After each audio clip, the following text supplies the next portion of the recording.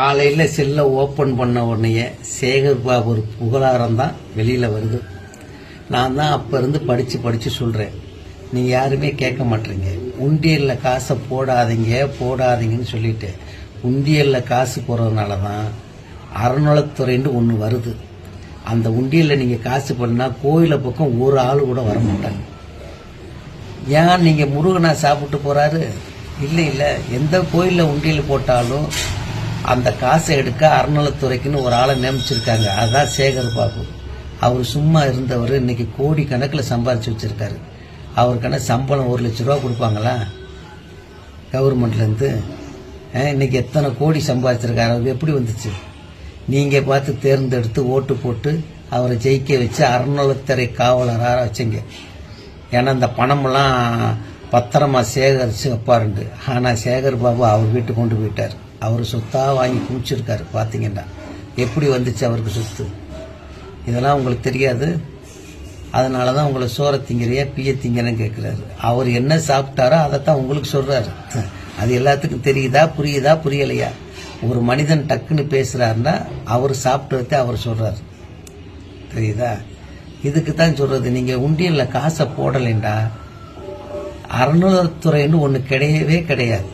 திருப்பியும் சொல்கிறேன், உண்டியலில் போடாதீங்க. உங்களை இருகரம் கொண்டு கும்பிட்றேன். உண்டியலில் போடாதீங்க. ஆமாம், அதில் ஒருத்தன் கமாண்ட் பண்ணியிருக்கேன். ஒரு முட்டா பையன் காந்தி கொண்ட ஒரு பேரை சொன்னதுனால தான் அவர் கோவம் வந்துச்சான். காந்தியை கொண்டு ஒரு பேரை சொன்னால் இவருக்கு ஏன் கோவம் வருவது? சேகர் பாபு வாழ்கன்னு சொன்னால் இவருக்கு கோவம் வராதா? இன்னைக்கு தமிழ்நாட்டில் யார் தான் கொள்ளையடிக்காமல் யார் இருக்கா? எல்லா பேரும் திருட்டு போயிடுது தானே. அவங்க பேரை சொல்லலாமாவா? இதுக்கு தான் சொல்றது.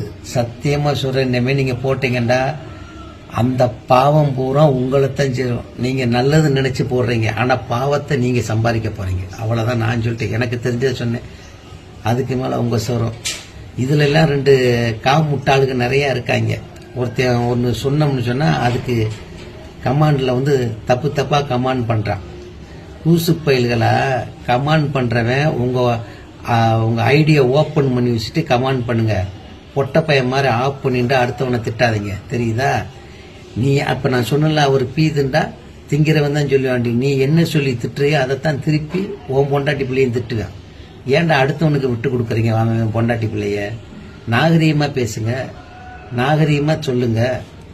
உங்களுக்கு அறிவுன்றதே கொஞ்சம் கூட இல்லை.